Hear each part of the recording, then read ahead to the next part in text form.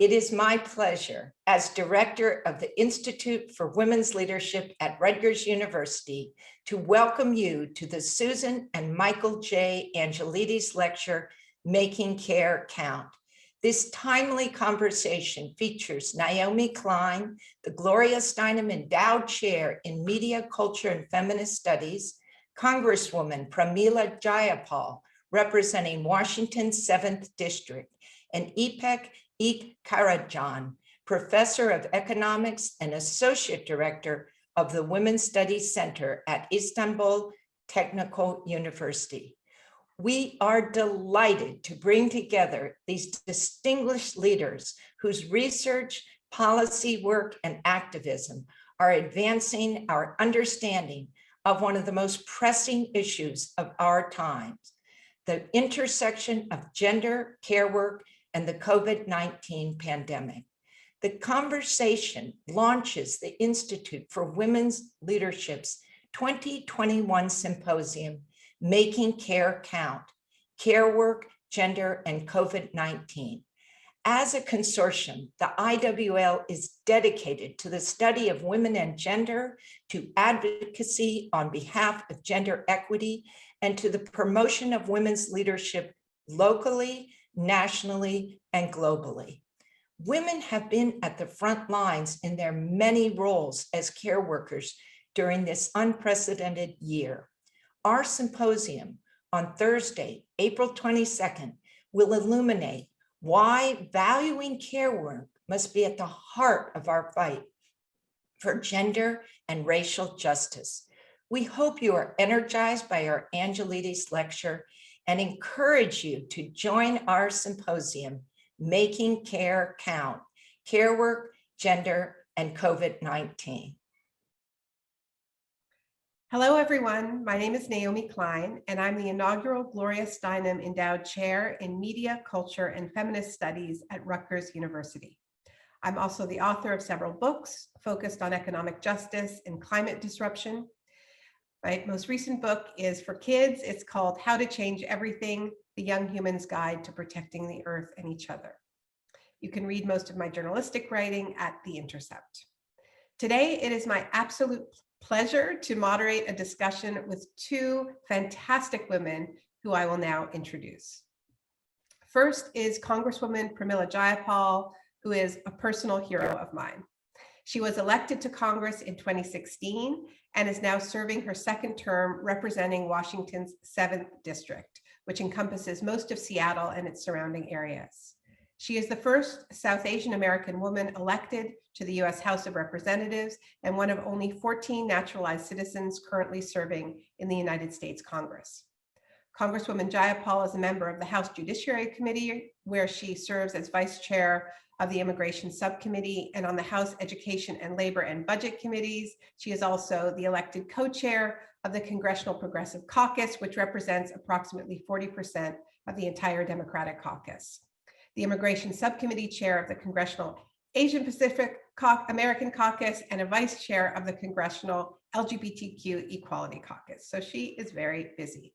We are thrilled also to be joined by Ipek Ilkkaracan. Ilkkaracan is a professor of economics at Istanbul Technical University, Faculty of Management, a research associate with the Levy Economics Institute in New York and the Economics Research Forum in Cairo, and president-elect of the International Association for Feminist Economics. In 2018 to 2020, she was based at the University of Rome, Sapienza in Italy on a visiting fellow grant. Ilkkaracan's areas of research entail the care economy, which is going to be the focus of our conversation today, gender and macroeconomics, political economy of gender, labor markets, and development.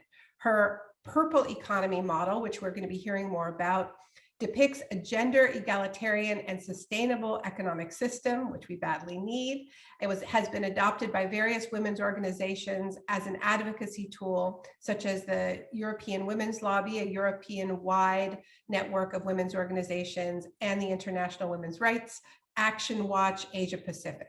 Ilkkaracan has served as a board member of the Middle Eastern Economics Association. Both of them have done much more than that, but we're going to let that rest as the introduction so that we have lots of time to hear from them directly.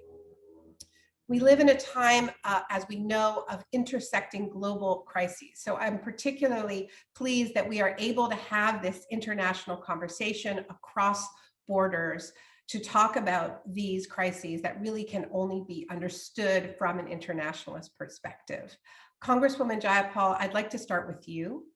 Since the start of the pandemic, you have been extremely outspoken about the particular vulnerabilities faced by frontline women workers, particularly immigrant women, across many, many sectors. But this isn't a new interest of yours.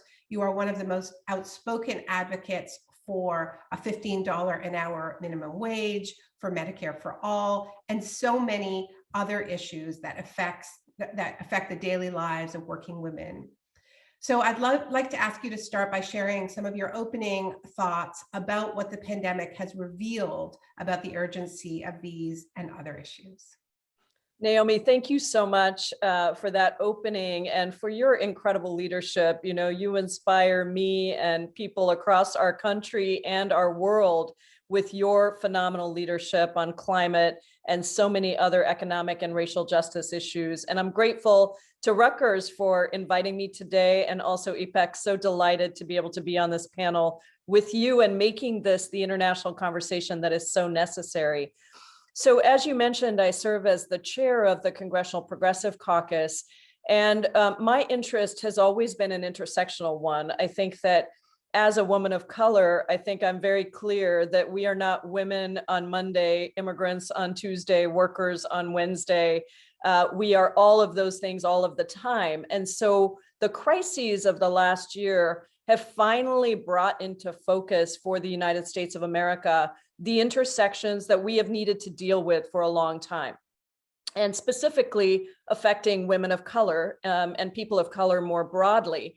So my legislation and my history of work, first for 20 years as an activist before coming to Congress, now as an activist in Congress, has been around transformative legislation that dramatically affects the lives and livelihoods of people of color, of the lowest wage workers, and of women. Most of the time, those are very, very intertwined. I just introduced the Medicare for All bill again in this session. And I think it is one of the places where we see most closely the intersections of economic inequity, the crisis and the pandemic as it's hit us, and racial inequality. So even before the pandemic hit, we had 87 million Americans who were uninsured or underinsured. And perhaps this is difficult for you in Canada, for our friends in Europe and elsewhere in countries around the world where healthcare is something that is a right, that is taken perhaps even for granted, that it will always be there. But in America, we have this really cruel system where we tie healthcare to jobs. It is employer-sponsored healthcare that provides healthcare to a lot of people around the country. And we are run by a for-profit system of private insurance companies and pharmaceutical companies who essentially make our healthcare in this country a matter of profits and not patients.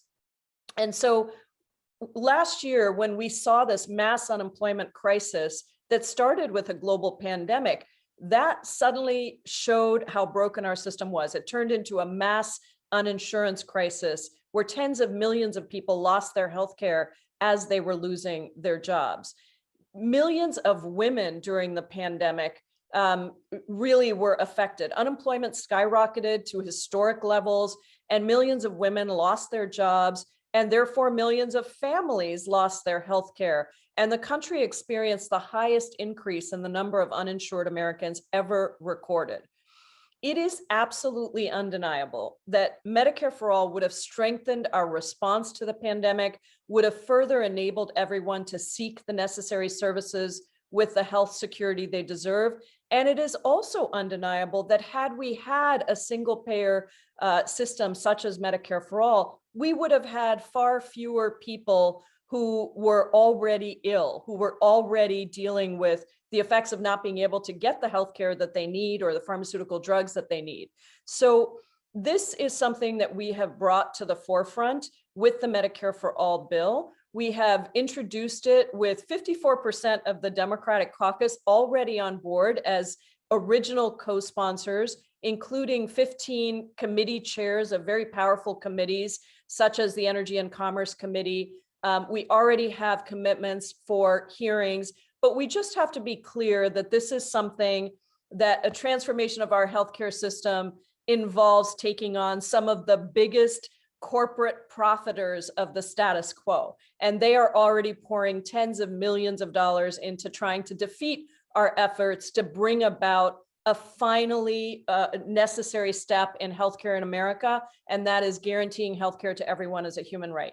That's healthcare with comprehensive benefits, including primary care, vision, dental, prescription drugs, mental health, long-term supports and services, very important in what we're going to talk about with the caring economy, reproductive care, and more. And again, this is healthcare that would not have copays, private insurance premiums, deductibles, and other out-of-pocket costs that discourage people from going to get the care they need. So I'm very proud of that bill. You mentioned minimum wage, and I wanted to talk about this because on the federal level, the minimum wage in America has not increased 1 cent in 12 years. So that means if you work a full-time job at minimum wage, you're only earning $15,000.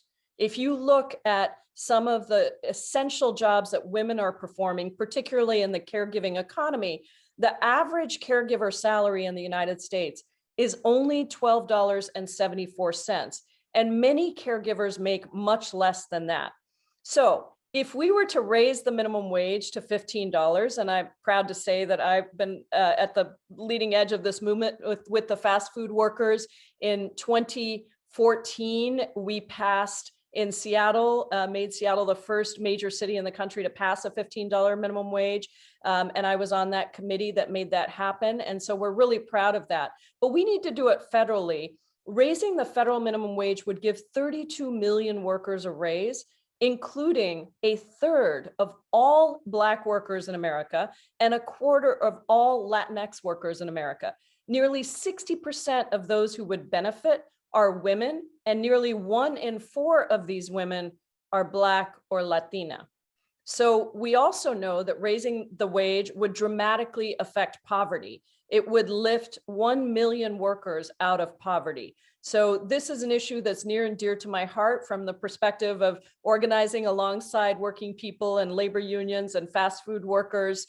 And you likely saw that the Progressive Caucus and I, in the leadership of that, pushed to include and fought to keep a $15 minimum wage in the American Rescue Plan that passed the House. We then worked very hard to try to get the White House and the Senate to include this. And while it ultimately got pulled out, I'm not giving up until we make 15 the law of the land. And I should just say that that includes fixing the tipped minimum wage that has existed at such a cruelly low level for women workers who rely on tips and end up really being so hurt, not only by the wage, but by the sexual assault and many of the harassment and discrimination that prevails with a tipped minimum wage. So our $15 minimum wage bill would bring tipped workers' wages right up to the same as everyone else. One fair wage is what we believe in. Now, I just wanted to quickly say, because I think I'm probably running out of time here, but on equal pay, you know, this is a really important issue to us in Congress and in the Progressive Caucus. Women earn an estimated $407,000 less than men throughout a 40-year career. And women in the US who work full-time and year-round are typically paid only 82 cents for every dollar that their male counterparts earn, and significantly less when you look at women of color. More than 80% of Black mothers are the breadwinners in families with children under 18. So I think from a racial equity perspective, this is critically important to fix this wage gap and make sure that women of all races are getting equal pay. We fought to get equal pay last Congress, and this in the next couple of weeks, we'll be working on passing the Paycheck Fairness Act and getting that signed into law. So we have a lot of work to do. I know we're going to talk specifically about the care economy, and I'm so proud to be leading that fight as well. Last summer, having negotiated as co-chair of the Biden-Sanders Unity Task Force, the investment of the creation of 600,000 new jobs in the long-term care sector that would help us to deal with the crisis, but also $15 minimum wage jobs with benefits for this incredibly important sector, and a National Domestic Workers Bill of Rights that I'm the lead sponsor of in the House that I am looking forward to describing more. Fantastic. Thank you for that. And thank you for all of the labor that represents. Yeah, and we will dig in more to the specifics around the care economy and the Care for All resolution, which you are also a co-sponsor of. Professor Ilkkaracan, I wanted to ask you to talk specifically about the work that you've been doing, developing a framework that acknowledges so much of this unacknowledged, uncounted, or systematically undercounted work. This event is called Making Care Count, and that's a bit of a nod to the landmark feminist economist Marilyn Waring and her work, If Women Counted, because we know that so much of women's labor goes uncounted.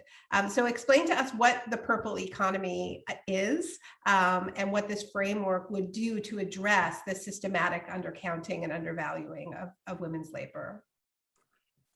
Okay.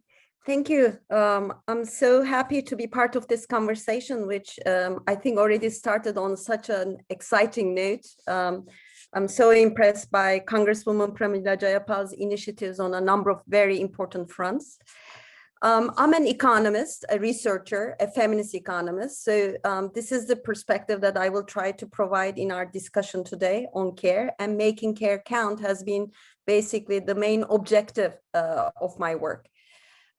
Much of my research has focused on understanding of linkages between the care economy, the unpaid part of it, the paid part of it, and the market economy, and how the mechanisms through which the unequal distribution of unpaid and paid work feed off one another, and also on policy interventions, and more recently on policy interventions which address policy interventions on the care economy, which address not only gender inequalities, but go beyond gender issues and unveil the importance of intervening with care policies in terms of poverty alleviation, unemployment reduction, decent jobs generation. So if you will allow me, I have a few slides that I would like to share, which actually contain some visual representations of what we mean by a care economy. But first, let me start off with this pyramid, which contains the layers of what we call an economic system. It's one that has been put together by one of my favorite macroeconomists, who's also a feminist economist, Nilüfer Çağatay at the University of Utah. I think it is a good point to start talking about how a gendered perspective of the economy differs from the conventional view. The conventional view of the economy centers on the top two layers, and actually increasingly more on that small top layer that we call finance, right? When the pandemic started, most of the headlines in economic news said the economy came to a halt. And what they were talking about was the economy coming to a halt in important parts of the market production of goods and services and in finance. But actually, this pyramid shows us two other important layers of the economic system, which in the conventional view do not really receive much attention and are not considered to be part of the economy because they are non-monetary layers. Everything rests on actually the provisioning by nature, which is a most generous resource base, providing us not only with the essential framework for life where we can exist and operate, but also an incredible wealth of diverse inputs that we use in production and also for our consumption. Standing on that is the next layer, which is household production and what we also call reproduction, in the sense that the main objective from an economic perspective of household economic activity is reproduction of labor, which is considered to be the main input into economic production across two time dimensions. One, on an intergenerational basis. It is in the household where we reproduce the next generation of workers, and also on a daily basis where workers are able to reproduce themselves on a daily basis by meeting their care needs and continue contributing to production during their lifetime. As such, provisioning by nature and by the household through care work established the cornerstone of all human activity, and they are essential for the market economy to function. And I think one of the things that the pandemic has shown us, when everything halted in finance and market production, this is where the nature had more space to breathe in a way and to provision us in a more effective manner. And most of the needs of production and consumption were shifted to the household. Now, if we focus particularly on the household, the young children, the elderly, the sick, the disabled are the groups that we call care dependent. They all require intensive care. But beyond that, care work actually entails also daily maintenance of the household and care of able-bodied adults who also require care services. Estimates on time use data from 64 countries, which were recently published by the ILO, and these 64 countries represent approximately 75% of the world's working age population, show that the size of this care economy, actually on the unpaid part, is quite large. It corresponds to about 16.5 billion hours of unpaid work per day. On the basis of an 8-hour working day, it corresponds to 2 billion full-time jobs. And 3/4 of it is performed by women. And this entails household production. Also, one of the areas that actually have received, in my opinion, little attention, but is very important, is volunteer and community work. Then there's also the paid component in healthcare services, which Pramila talked about in the context of the United States, including also long-term care services, education, including early childhood development and education services, domestic worker, personal services. That corresponds to close to 400 million workers around the world, representing almost 12% of global employment. And as an extension of the gender distribution of unpaid care work within the household, the majority of the employment in the care industries in paid care work are women. 2/3 are women. In some countries, this is even higher. Now, moving from there, first of all, before I talk about the purple economy, I would like to mention the reasons for why the care economy is important. I mean, first of all, as these numbers show, the care economy accounts for an enormous amount of productive work that is crucial to human well-being. And I haven't even talked about the valuation of that work. A recent estimate for the Asia and the Pacific, which contains the majority of the world population, including India and China, the work estimates that up to $4 trillion can be added to the GDP of the Asia Pacific if the unpaid care work of women is valued in market terms. So it is an important part of our everyday productive activity. So in that sense, it is part of an important part of the economy, and it therefore deserves the attention. Second, in the current state of the care economy, the current state, which has all these gender imbalances, it serves as an organic source of intersectional inequalities, not only inequalities by gender, but inequalities by race, by ethnic and national origin, and most importantly, also inequalities by socioeconomic status, by class. And unpaid care work is a critical determinant of women's time use patterns and work pressures, and it is often articulated as being the most significant barrier to women's participation in the labor force, women's access to equal pay, and access to also decision-making positions. So to the extent that women overcome the obstacles of work-life balance and do engage in the labor market, their choice of occupation and the nature of their paid employment is often determined by their care responsibilities. So as such, women are often overrepresented in part-time and flexible work, which have low returns. They're also overrepresented in care work sectors such as nurses, migrant domestic workers, teachers, childcare assistants. And as Pramila already mentioned, these occupations are often marked by low wages and poor working conditions, lacking in adequate social protections. And we need to emphasize the intersectionalities here. And one of the examples that I give as an extreme example of intersectionalities is international migrant domestic workers, where we find all aspects of migrant status, national origin, ethnic origin, race, and socioeconomic status and gender all in one as a pattern of inequality produced by the current state of the care economy.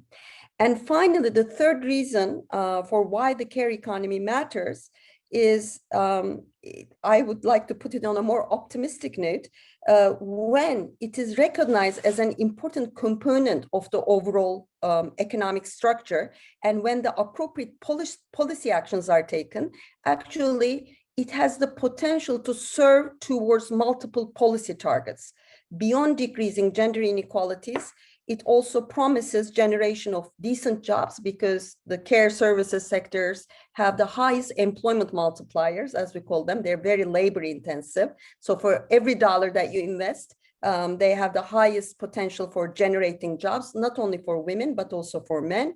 And as such, for reduction of unemployment and boosting of labor force participation rates, for poverty alleviation, not only income poverty, but also time poverty alleviation, decreasing inequalities amongst also children and elderly by household income. And also they promise the potential from a macroeconomic perspective of enhancing human capital, increasing labor productivity, and promoting inclusive growth. So the purple economy concept, it was in the early 2010s that at a green economy conference, actually, I was the last speaker because I was speaking on green economy and gender. It was a green economy conference thrown by the Turkish and the German Greens in Istanbul. And the audience was tired and some people were falling asleep. And I thought I really need to do something to wake people up. And it just came to me at that moment. And I said, a green economy is not sufficient. It's not enough. We also need a purple economy. And and that really made people sort of wake up and start paying attention. So the concept obviously appeals to the widely concept of coloring an economy. The green economy, which is already popular, uses the color purple, which is the symbolic color of women's movements in some countries, in many countries actually around the world, including Turkey, where I come from. And it entails the vision of a gender egalitarian and caring economic system. And these two aspects of an economy actually can be quite contradictory.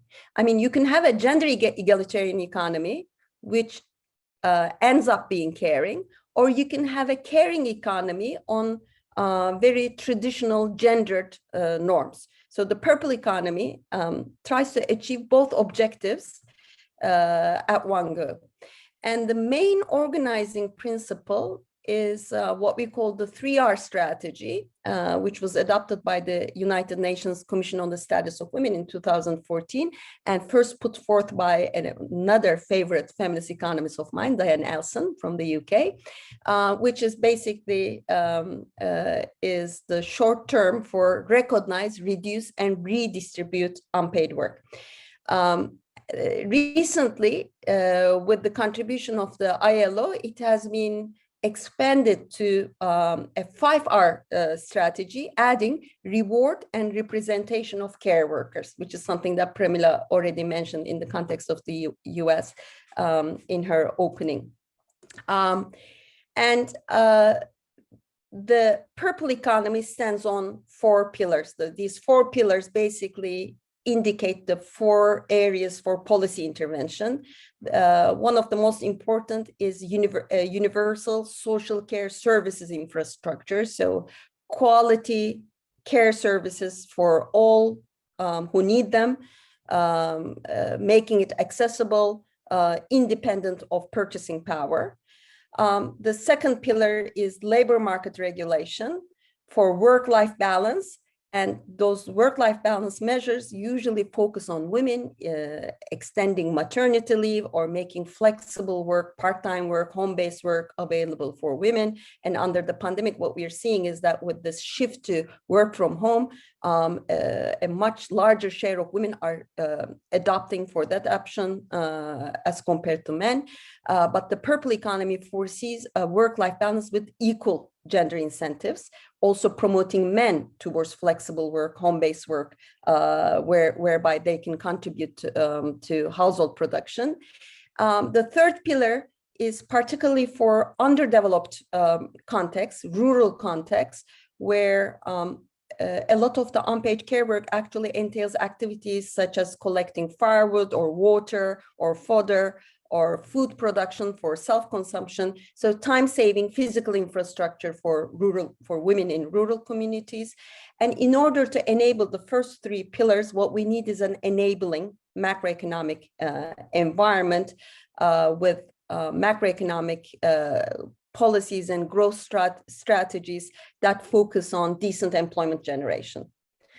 So I think I will stop here for the time being, and I hope that we will have some time to open up some of those issues. Absolutely. Thank you so much. That was so clear and wonderful. And Congresswoman Jayapal, I would love to hear some of your thoughts about how to take that theory and that research and act on it in the real world, in the United States, in the work that you've been doing to try to legislate for some of this. So what is the care economy? How do you envision it? Which workers specifically are you talking about, and what can we do to begin to actualize this kind of agenda? Well, I think that was such a comprehensive picture, really, of what we're talking about. And I think when you look at what we've seen in the United States anyway, it really mirrors everything that's being discussed. You know, we have had a system that has deprioritized and invisibilized the work of care workers, and that runs across the gamut, as was described, from long-term care all the way to childcare, and to the actual work of which has been gendered in the United States as elsewhere around the world, the work of caring for families more broadly. And so what you saw during the pandemic here in the United States is disproportionate job loss was borne by women. Why? Because after making many gains throughout the last decade, of women's being able to work in our economy, the reality is that as soon as the pandemic hit, it was the women who then suddenly went back to being the ones to take care of the families in this pandemic. And within that, a disproportionate part of job loss was borne by Black, Brown, and Indigenous women. So if you look at the December job loss figures for December of 2020 in the United States, all of the job loss by women was Black, Brown, and Indigenous women. 154,000 Black women lost their jobs in December. So this has been a stunning, stunning in one sense and not stunning in another sense when you think about all of the barriers that have existed institutionally. And so a lot of the work that we did in the first relief package was about trying to support families. The child tax credit, which would provide $3,000 per child over 6, $3,600 per child under 6, is an economic stimulus, but it is also a poverty reduction strategy, would cut child poverty in half. And most of all, it's helping families and many women-headed households to take care of kids. We also were able to invest significantly into the childcare infrastructure.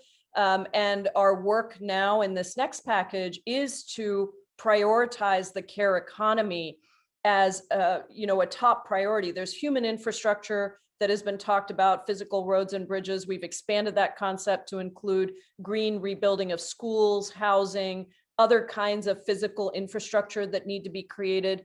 But I think the professor's PowerPoint really gets at, and particularly that first triangle that she showed, really gets at this concept that there are so many layers of society that are dependent on care work that is actually the foundation for all other work being possible. And it is disproportionately women and women of color, at least in our country, but I think mirrored by the comment that was made about immigrant domestic workers. I mean, this is a lot of where I got started, Naomi, was back in 2012 when I left the immigrant rights organization that I had founded to run a national campaign called We Belong Together that was with our friend Gloria Steinem, actually was a big part of that. But she and I wrote a piece about how immigration policy in this country prioritizes economies and industries that are populated by men, even though those industries are not the fastest growing and most needed industries. What was the fastest growing and most necessary industry at that time? It was actually in the care economy. And so that's, of course, healthcare, childcare, domestic work, all sort of put together. And so that was where we started pushing for changes in policy so that we could prioritize these industries for immigration, instead of prioritizing only the tech industry, for example, which is a largely male-dominated industry still. For immigration, we should be prioritizing these care economies, industries. And so that was the beginning of it. Now we've moved to the place where we are, during the Biden-Sanders Unity Task Force, the pandemic elevated the role of long-term care and the deep lack that we have in the long-term care industry. We have a waiting list in the United States of 800,000 for individuals who are waiting to be allowed to have home-based care, not just institutional care. For some families, they need institutional care. That is also a system that we need to invest in. But this system of home-based care is also very important. And right now, there is such a long waiting list with not enough workers who are able to do that. So it ends up being a voluntary job that usually falls to women in the family to look after the elders or others with disabilities that need long-term care. So the commitment we got, and we're very pleased to see President Biden following through, we'll find out for sure what he's proposing tomorrow, but to really invest significantly in creating care jobs and prioritizing them to be good jobs. Because here's the other thing, when we've created these care jobs in the past, we've created them without recognizing the value of those jobs, without paying for those jobs, without ensuring that there are good benefits. So we have a chance now, when we say build back better, we mean build back better with a priority on the care economy. So we will be prioritizing that. And to us, that is domestic work, long-term care work, childcare, investments in work, and policies like paid family leave. It's probably inconceivable to many of our peer countries around the world that we don't already have that in the United States. But we don't. It's not a requirement.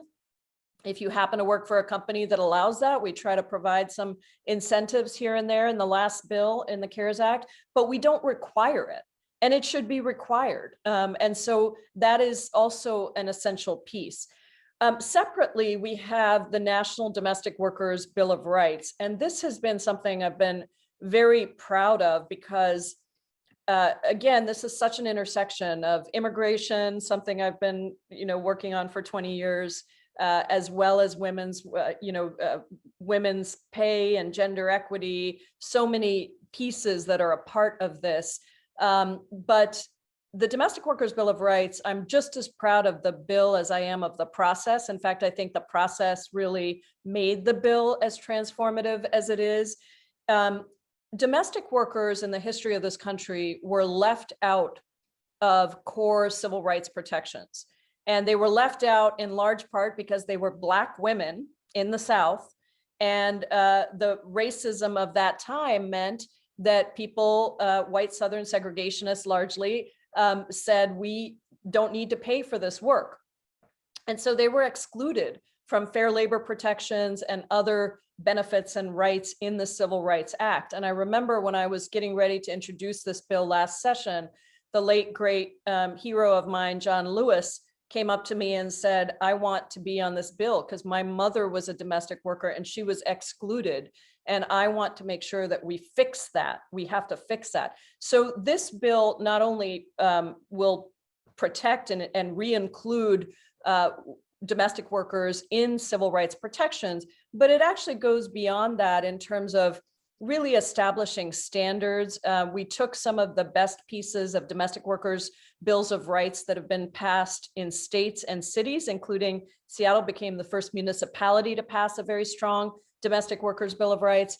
And we included things like a national labor standards board that would be staffed in part by domestic workers themselves, believing that their voices at the table are the most important thing we can do to get policy right and to make sure that those issues are being addressed. And so the National Workers Domestic Bill of Rights was introduced last session. I'll introduce it again this session. My co-lead in the Senate was then Senator Kamala Harris, now Vice President Kamala Harris. So we know that the administration knows how important this bill is. And in fact, Joe Biden on the campaign trail embraced this bill, and it would have enormous effects in addressing the disparities for women of color and women across the board, and women of color in particular. So I think these are, some of the things that we are looking at. I love the term purple economy. Of course, here in the United States, the union SEIU that has been so influential in helping us to push the issues of the care economy, their color is purple. So I know that they would love that. That is, in fact, I looked for my purple jacket today, but must be at the cleaners. I couldn't find it, so I had to settle for red. But I think that the important thing about this is that the recognition of care as an economic issue and as a source of inequality is so important as a framing concept. Because as we've seen, having a high GDP does not necessarily improve standards of living across the board. And if you look at the United States, I'll give you two things that I've been working on. One is in the last year, 2020, during the pandemic, billionaires increased their wealth by $1 trillion, even as we had the highest level of unemployment that we've seen in decades. So that's the first statistic I would give you. The second is that if you look at over the past 2 decades in the United States, really 3 decades going back to the 1980s, we keep thinking of, and this goes back to your first slide, Professor, and the monetary ways in which economy is defined. We keep seeing people and hearing people say, we're doing great, GDP is up, we're doing fantastically. But if you look at the United States and the economic models for the United States, it used to be that if GDP went up, larger portions of the economy across the income spectrum benefited. Today, when GDP goes up, 80% of those gains go to the top 1% of our income earners. Then you add to that not just income inequality, but wealth inequality, which is why Senator Warren and I have proposed the ultra millionaires tax, because our proposal says, look, your first 50 million is free and clear. We think we're being pretty generous here. The first 50 million is free and clear, but your 50 million and $1 that you earn, you would pay a 2-cent tax on that. And if you get up to $1 billion, then you would pay a 3-cent tax. And that tiny, tiny amount of money would generate $3 trillion over 10 years that could then be redistributed into the kinds of programs that would really benefit women and folks of color and those at the bottom of the scale. And by the way, that would only affect 125,000 families. So 125,000 families paying a tiny portion of their wealth in a tax would generate enormous redistribution and the ability for us to invest. So there are many things tied in here with the care economy, but we should just be clear that the solutions are multifaceted and they do require us lifting up the whole framing concept of a care economy in the ways that the professor talked about. So very grateful for your work, Professor, on that. Yeah, that's, yeah, I would stress that I think we have a really important window of opportunity in terms of getting some of that enormous wealth stuck at the top, because I think there is, people's sensibilities are so offended in the midst of a common crisis like this to have seen this exponential growth in wealth among the billionaire class. And so if there was ever a time, I think, to introduce some of those measures, it would be now. Professor Ilkkaracan, I was struck by your story about being at this green economy conference and sort of waving the presence of women's labor and the fact that women were really being forgotten in so much of the discussion of a green transition. I often talk about how when we talk about a green job, we always picture a guy in a hard hat putting up a solar panel, and that is a green job, and we want those jobs. But what about a woman caring for an elderly person or helping to raise a child? That's also pretty low carbon work, right? And it's actually a form of labor that is far less extractive and taxing on that bottom tier of your first slide. So I'd love to hear you talk a little bit about the connections between caring for the earth and caring for each other as a basis for an economic model. Yes, thank you. That's a good question. And actually, a lot of the work around the purple economy has focused on the intersections between the green economy and the purple economy, the care economy. First of all, the point of departure of both types of colorful economies has to do with trying to come up with a response to a crisis. The green economy is a response to the environmental crisis, and the care economy is a response to what some feminists have called an emerging crisis of care. And I think there are different examples of this crisis of care. It became so visible in certain conjectures in terms of geography and history, in terms of the health crisis with respect to HIV/AIDS and the Ebola virus, the Zika virus in sub-Saharan Africa.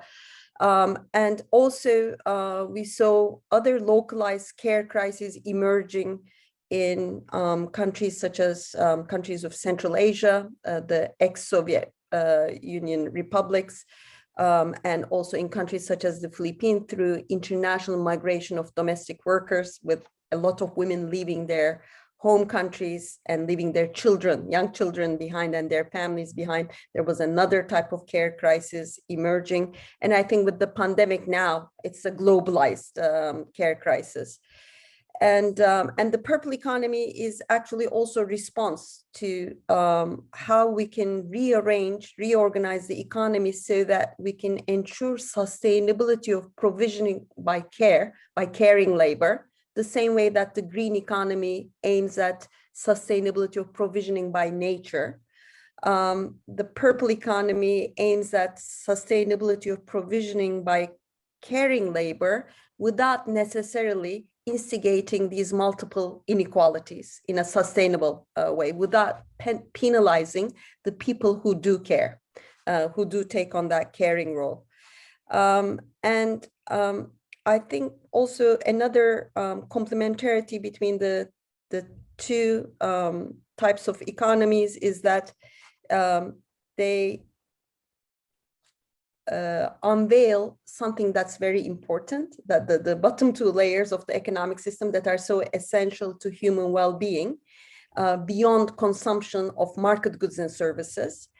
And in doing that, they also enable us to have a new perspective on measures of national income, wealth, poverty.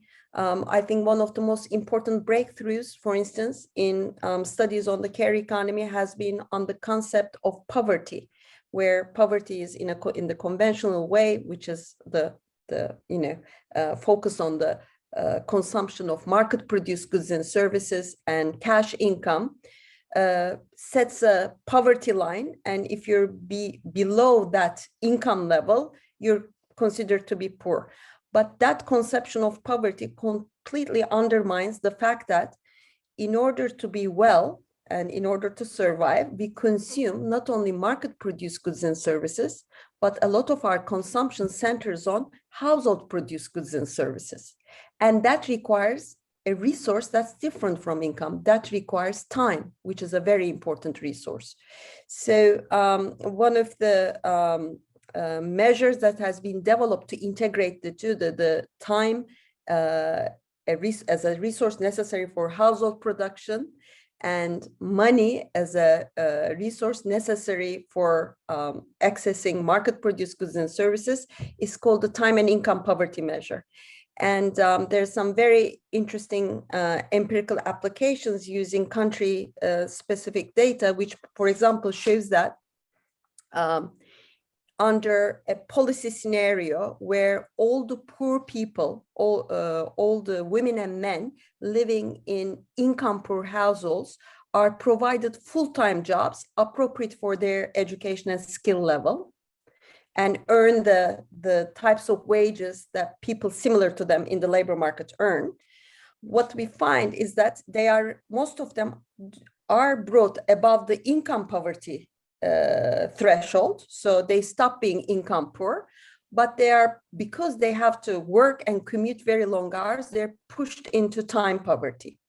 So in terms of the combined time and income poverty measure, actually their poverty status does not improve, even with full-time jobs, under the current conditions of minimum wages, low wages, and long working hours. So therefore, this perspective, which acknowledges unpaid work, caring labor, as an important contributor to well-being, is essential to accurate assessments of various economic policies, what works, what does not work, what is needed. And also one of the examples where I think in terms of policy proposals, there are wrong assessments is the following. There's so many studies now done by the World Bank, IMF, a lot of World Economic Forum, which show if we increase women's labor force participation, the addition to GDP would be so much. But increasing women's labor force participation basically assumes that women acquire the exactly same patterns of labor force participation and time allocation as men do currently, right? Which is focused entirely on market production and very little on household production. So if we are to get all the women who undertake so much unpaid care work within the household to imitate male patterns of market behavior, then who's going to take care of the children? Who's going to take care of the elderly? Who's going to take care of the household? So there's all this value being destroyed by pulling everyone into these current market male-dominated patterns of behavior. So we always point out as feminist economists that that is not a correct assessment.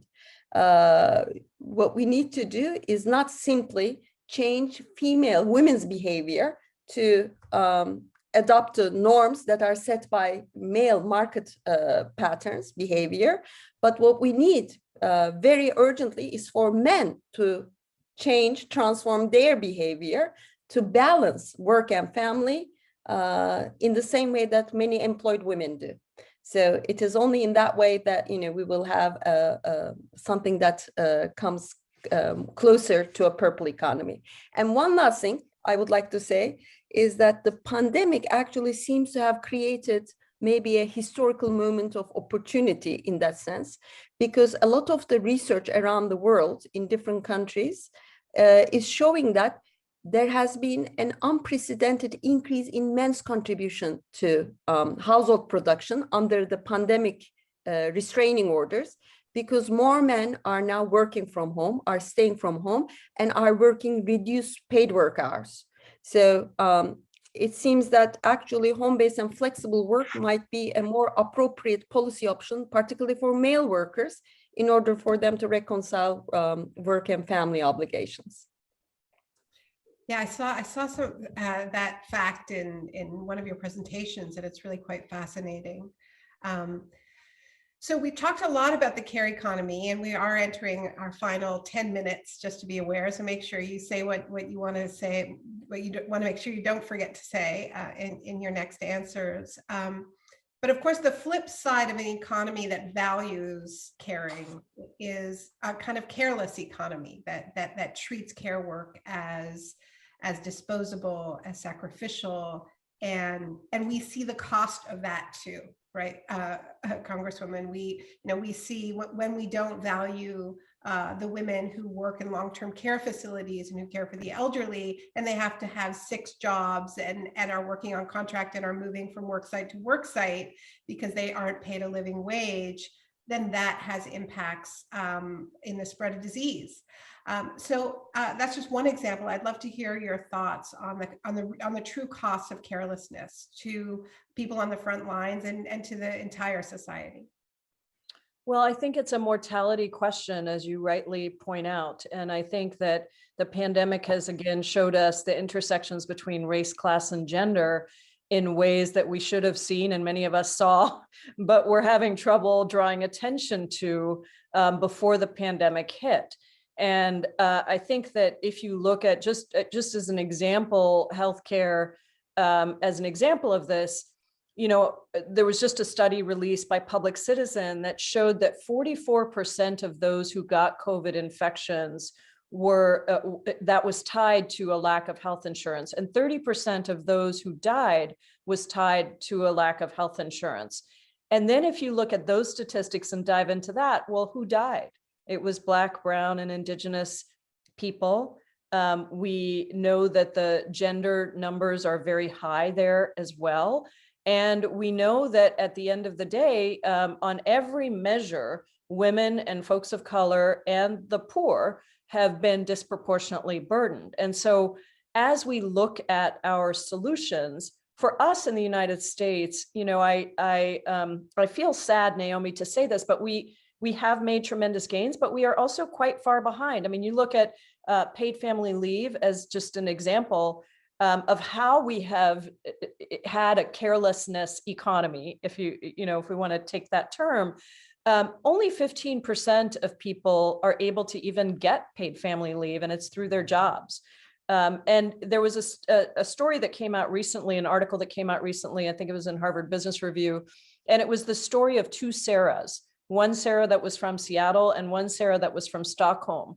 And it went through what each one had gone through as they made the decision to work, as they made the decision to have a child, as they made the decision to try to balance the responsibilities of parenting and of their careers and healthcare, everything along the way. And you really see through those stories how, not that the rest of the world is perfect, but how far behind the United States is in terms of a carelessness economy. We are careless about how we value women's work more broadly. We are careless about the racial disproportionalities that exist within our country. We are careless about the policies that government can require in order to create the conditions that need to be created.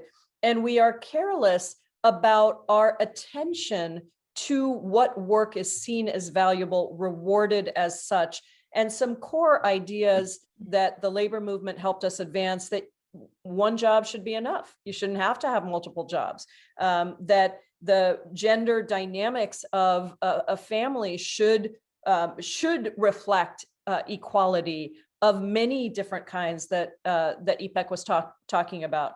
So what is the good news out of that? I'll end with just 30 seconds of good news. I do agree that the pandemic has created a once in a generation life opportunity for us to address some of these things in an intersectional way. And I do believe that we progressives on the outside, the movement, and on the outside and on the inside, have helped already to shape the language that is being used by the White House in terms of dealing with climate, in terms of dealing with the care economy, in terms of dealing with the need to invest and see that investment pay off on its own. We don't need to worry about deficit financing in a moment like this. We need to recognize that these are the investments that pay for themselves. And so I think really on every level, we are seeing an unprecedented willingness to combat some of these things. You saw that with the $1.9 trillion package. We believe that this next package should be far bigger than what has been initially put forward. And we think that there's a real chance of making it bigger and making it address some of these structural and systemic issues that we're talking about, from the care economy to healthcare to racial justice to climate. So I'm really excited to be here in this moment, not excited looking back at what hasn't happened, but excited about looking forward at what is possible. Because if politics is the art of the possible, then you know, Naomi, I've always believed that it's our job as activists and organizers, wherever we sit, to move the boundaries of what is seen as possible. And we've been given an enormous opportunity to do that by the crises we've experienced.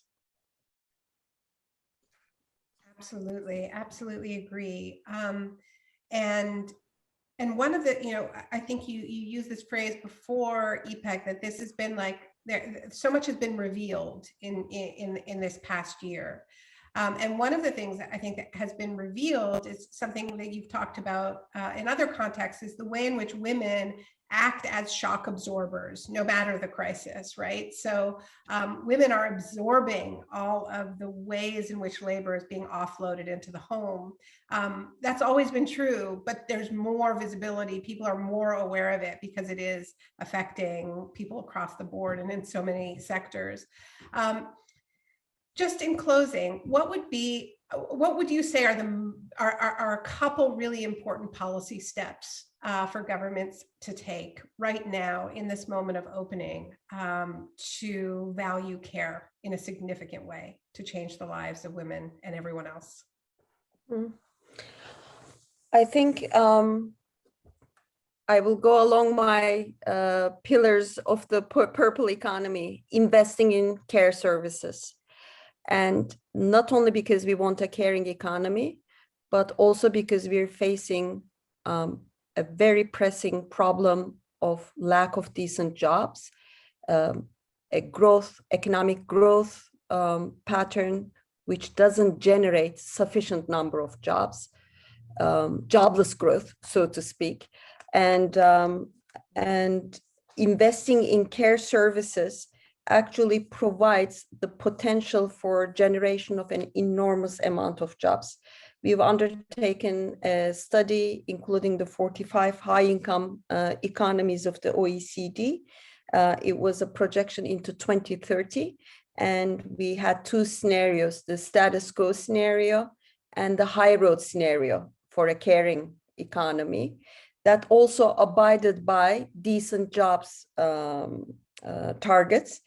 And what we found is that actually the investment in care services to close the deficits in early childhood care, in education, in healthcare, and in long-term care it's not really that much. It's about 3.5% of GDP. That is the amount of additional expenditure that's necessary. So we were surprised. We were thinking that we would find something higher. And if the governments of these 45 relatively high income OECD countries were to actually commit an additional 3.5 to 4% of their GDP into care services, then they would be creating around 120 million additional jobs than what would be created over and above the status quo scenario. A majority of these are jobs in the care sectors, but then the care sectors also are related to other sectors, such as transport, financial services, food, and so on, where they also create jobs in the other sectors, so both direct and indirect jobs. And the job creation is such that it's also around 55% of the jobs we find go to women. So it's it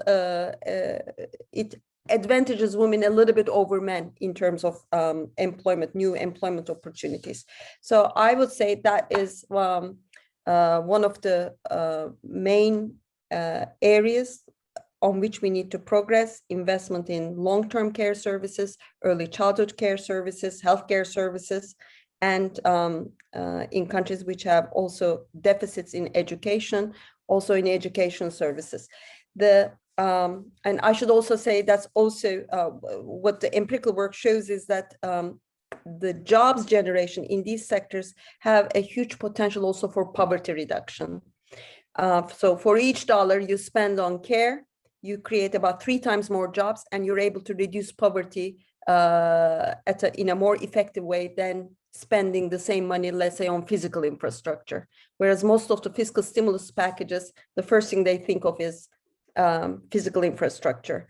There are also even studies which compare, for the US, for instance, investing in green infrastructure versus purple infrastructure. And the second one is regulation of the labor market for better wages, for decent wages, for shorter work hours, what we call not part-time work, but for regulating what we mean by full-time work, and regulating workplace opening and closing hours. So that's another important intervention which we observe in the Scandinavian countries, in the European countries, where the work hours are regulated up to 35 hours a week. That plays an important role in a more equal gender distribution of unpaid care work, and enables men to contribute on a more equal basis with women in household production. So I would say those are the 2 important fronts on which to progress. Thank you so much. There's so much to think about, so much to do. I want to thank our incredible speakers. Congresswoman Jayapal, thank you so much for sparing so much time for our conversation. Thank you for all of your work. We realize that you are not acting on a reduced work hour work week by any stretch of the imagination. Our gratitude to you, Professor Ilkkaracan. Thank you so much for this research. It's so grounding to be able to refer to it, to be able to draw on it. I would just close with the words that we have to be bold. We have an opening. Women's labor and the care economy is being seen in a way that it hasn't been at any point in my lifetime. We need to do as much as we can, as fast as we can within this opening, because if we fail, when the bills for all of this public expenditure come due, right? When we start hearing about deficits again, and you know that we will, right?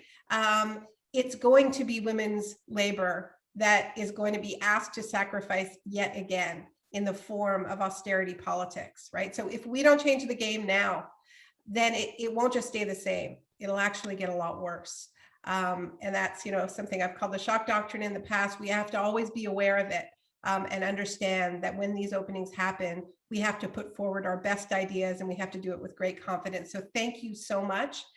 Thank you to everybody who made today happen: Lisa Hetfield, Kylie Davidson, Rebecca Marks, and everybody at the Institute for Women's Leadership. And we want to wish you the best of luck in all of your panels and conversations. It's been a joy to kick things off.